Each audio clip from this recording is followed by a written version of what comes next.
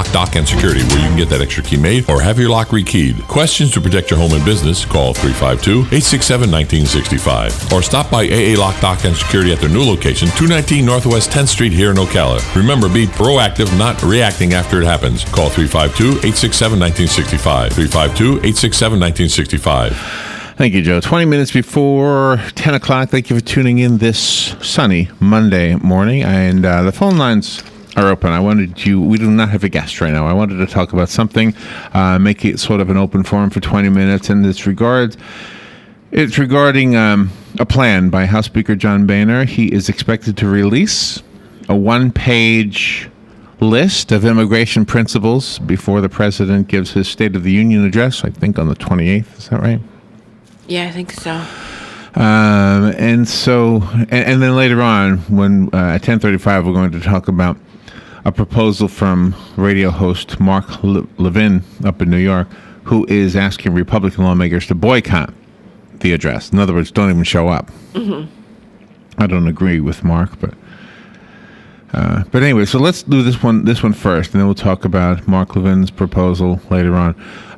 John Boehner is expected to release a one-page list of immigration principles, and there's nothing that I can find that indicates what might be in them. So, since they're not published yet, at least not that I could find, I went to some editorials of people who know more about this stuff than I will ever know, and wondered if they had any hint about what perhaps he might be trying to propose.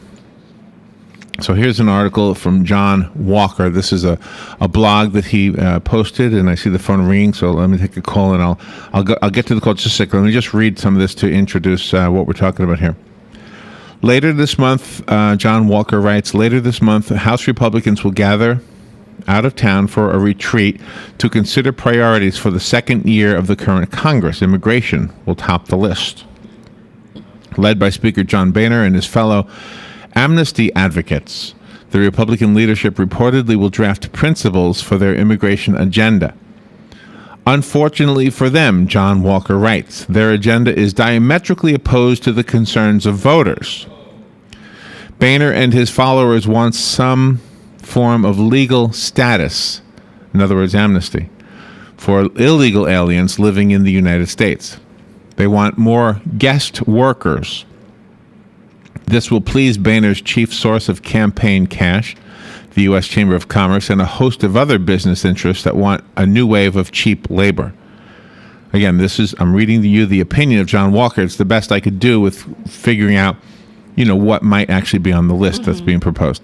Boehner, along with Majority Leader Eric Cantor, House Budget Committee Chairman Paul Ryan, House Judiciary Committee Chairman Bob Goodlatte, and others will claim that legal status for illegals is good for the Republican Party and the overall health of the economy.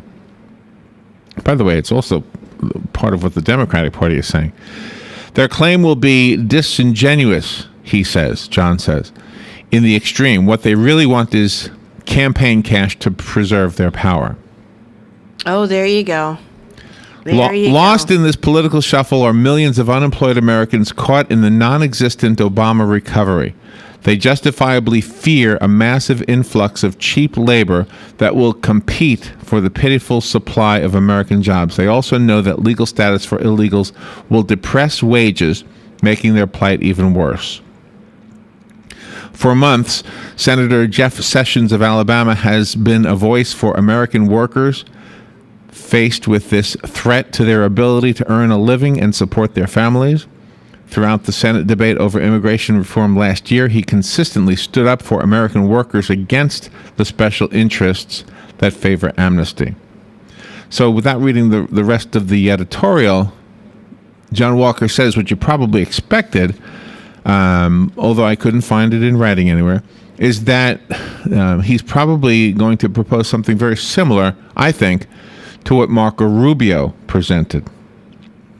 Okay, there you go. Just my own 2 cents. Yeah. Now, if you remember when Marco Rubio presented his idea for what should happen with immigration reform, a lot of these listeners to this radio show were opposed to it. And a lot of them were in favor of it, myself included. However, one of the things that we've tried to discuss here a lot is how debate can help you change your mind when there is intelligent points being made, I guess is the best way to say that. And so I have softened my view on it as well, or maybe hardened my view is a better way of saying it. I look at this two ways. It's sort of like when you think of somebody who is a police officer serving his community, and he happens to be an illegal immigrant because he came here when he was 4 or 5, and he went to school here, and he never became legal, and suddenly we're going to send him away. Then I think there should be some kind of amnesty. But then somebody else points out, somebody who's working for $2 an hour and making it possible for employers to take advantage of that. See, but then I don't know if you can blame that person either. I mean, look at these tomato workers we were talking about the other day. Oh yeah. What did we say? $10,000 a year. $10,000 a year. Yeah. $10,000 a year. Yep. $10,000 a year. They're amazing. So, and then Walmart is agreeing to pay the penny a pound, which would bring their wages up to a big $15,000 or something. So right, almost $15,000 a year. It's just horrible to think about that. So, all right, so let's make this an open forum and see what you think. We've got a good 15 minutes to do this. We're going to do another open forum at 10:35 regarding Mark Levin's proposal, by the way. So let's just do this right now. Good morning, you're first. Thank you for being patient with me. Good morning, Larry, Robin. It's Sonny calling. Hey. And, not for nothing, but I have absolutely no use for Boehner. He is a really bends with the wind, whatever way the wind is blowing. And from the things that they pulled, for example, he comes up last October that we're not going to okay additional spending bills. And that went on for I don't know how many weeks, and everybody else and his uncle blamed him and fellow Republicans that wouldn't go along with the nonsense that they shut government down. Excuse me, but who is the people that put the tape to try to close off the World War II memorial in Washington? I don't remember any Republicans doing this at all. It was done by the orders from the administration to the Washington security police to run the tape around. And a lot of other things that were shut down. And then you had the administration yelling that, oh, you shut the government down, we're not going to pay the Social Security, or Medicare is going to stop, and the post office is going to stop. All lies, of course. And then he caves in and goes the other way around. Now, as far as the illegal aliens and people in this country are concerned, I used to be of the blanket solution, throw them all out. Whomsoever you mentioned, like the police officers, there was one young fellow that became a lawyer, passed the bar and everything else, and then lo and behold, he couldn't complete his legal degree because he wasn't an American citizen. But we've had Hispanic people here who were born here from illegal parents who couldn't speak a word of English. One of these people was, couldn't speak Spanish. I'm sorry. I'm getting myself confused, but they couldn't speak Spanish. She was a singer. Her name was Selena. Very talented person. And unfortunately, she was killed by another Hispanic who was stealing from her, stealing her blind. But the point of the matter is she had to learn Spanish so that she could go either side of the, and sing in the Hispanic culture. So what my proposal is, you have an immigration bill that was passed in 1986. It addressed every one of the problems we have today.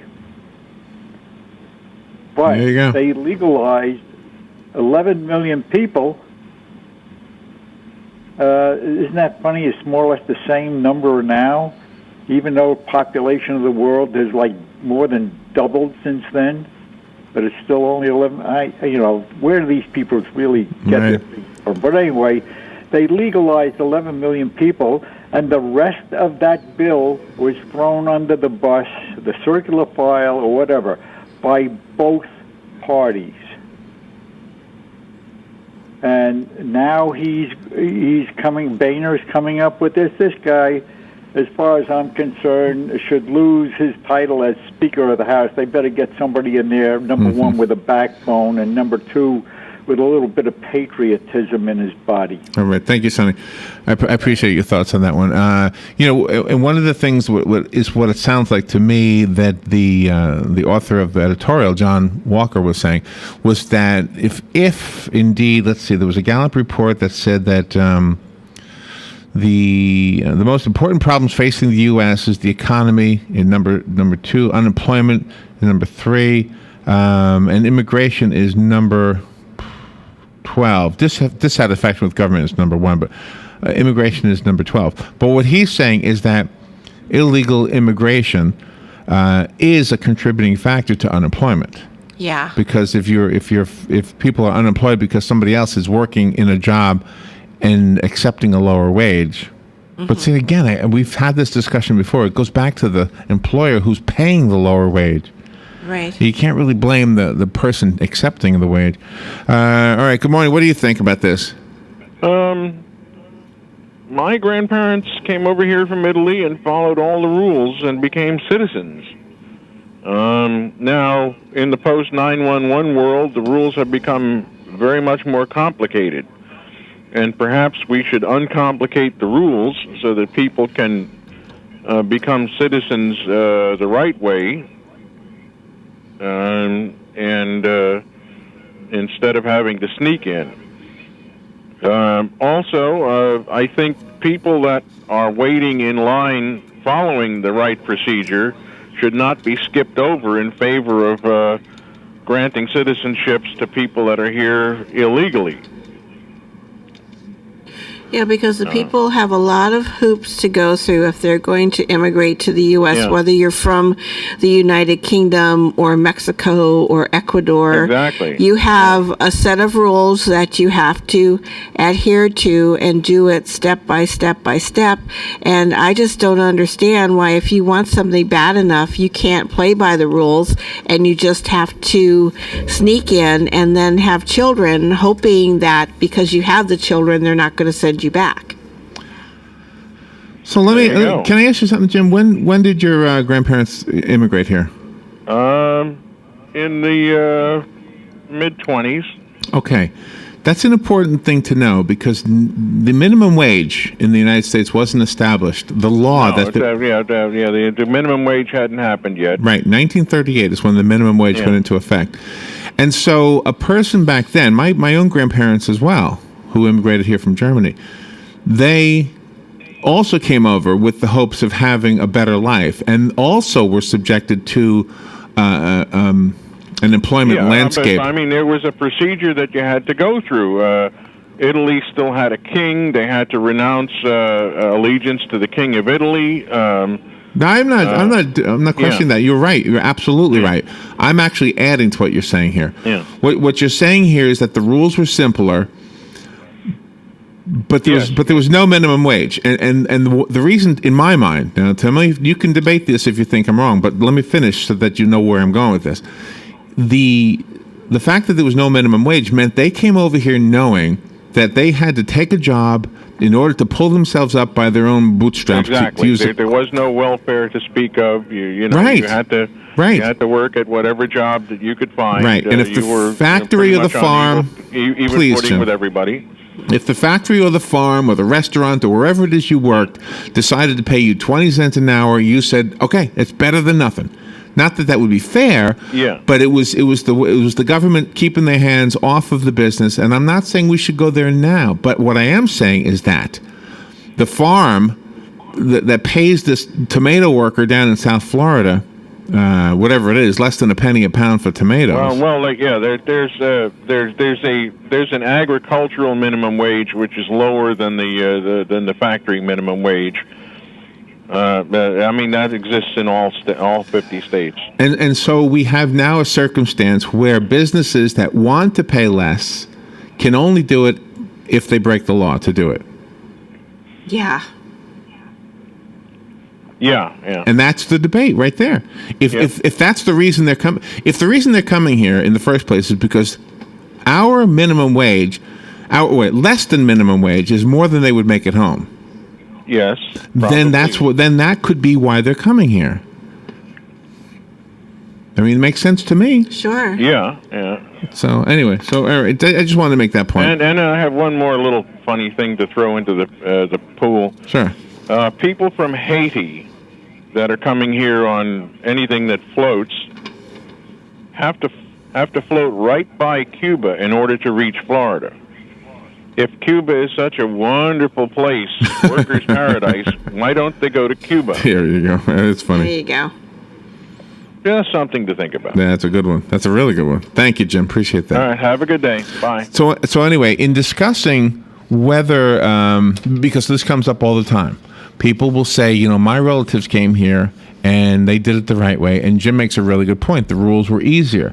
But the rules were also easier for business back then because, and I'm not saying it was fair, I'm just saying it's the way it was. Yeah. There was no minimum wage, which meant that those who immigrated and followed the rules, the ancestors of our generation, for a large part, came here knowing that their own existence was dependent on their own ability to do whatever they needed to do to take the bottom rung job and then climb out of that to something better, and then out of that to something better. I would imagine that my generation is living way better than my grandparents' generation. Maybe not every individual, but I'm imagining that that's probably the case. I would think so. Well, anyway, so John Boehner expected to release a plan sometime, I guess, this week, from what it sounds like. Yeah. Senator Jeff Sessions of Alabama asks why, in a time of a weak economic recovery and chronic unemployment, it makes sense to import 4 times as many guest workers as the number proposed in the last immigration reform initiative in 2007. Good question. So as we get through the week and the information comes available as to what's in the package, I'm guessing that, or in the plan rather, I'm guessing that you'll see a similarity to Marco Rubio's plan.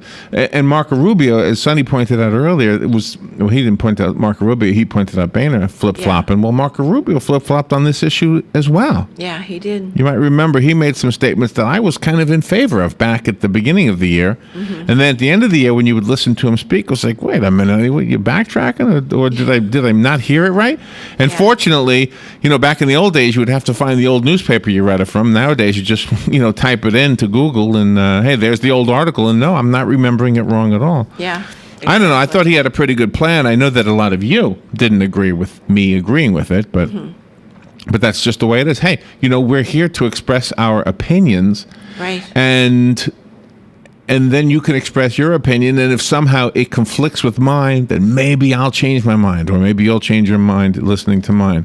And to bring up the hindrance of the minimum wage, I mean, you had that great story, about a year and a half ago, about this college student, and he wanted to work on this farm out west because he knew that illegals were working on the farm for like $2 an hour. He wanted money, and the farmer told him he couldn't because he had to pay him minimum wage because he was a U.S. citizen. Because of taxes, and that was, just crushed him. He was willing to work for that money just so he could have a job. And if I remember the story, he wasn't a college student. He was a handicapped guy. Oh, I see. Okay, I got it wrong. Yeah, he was mentally handicapped, and nobody would hire him. And he was not so handicapped that he didn't see this as an opportunity, and he went right. Yeah, that was a few years ago, actually. Right, that was a wonderful story you had.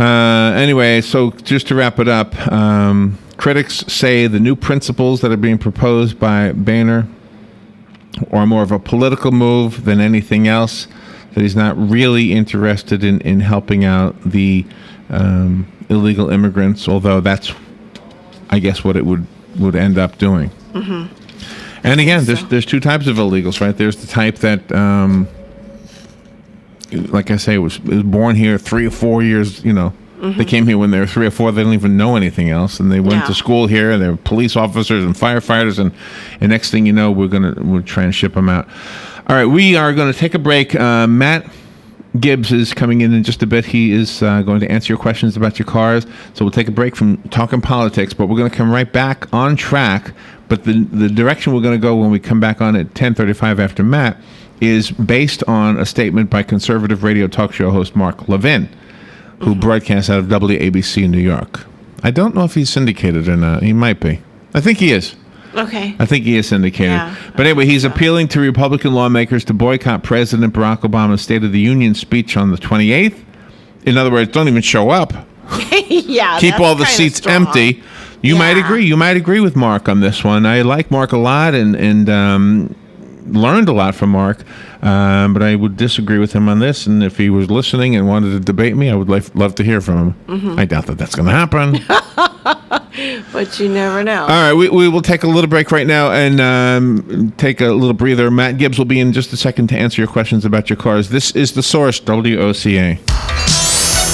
Gene Powell pasture mowing. Our tractor services include bush hog, disking, front end loader, box blade, and stump grinding. We also have zero-turn mowers for the smaller paddocks, aisleways, fence rows, and lawn care. Fence row spraying is also available for weed control. We are licensed and insured. Gene Powell pasture mowing, 352-629-2440, or online at powellgene, Gene, at yahoo.com. Gene Powell pasture mowing. Habitat for Humanity of Marion County is a ministry dedicated to improving lives by providing affordable and decent housing. Help them help others by visiting the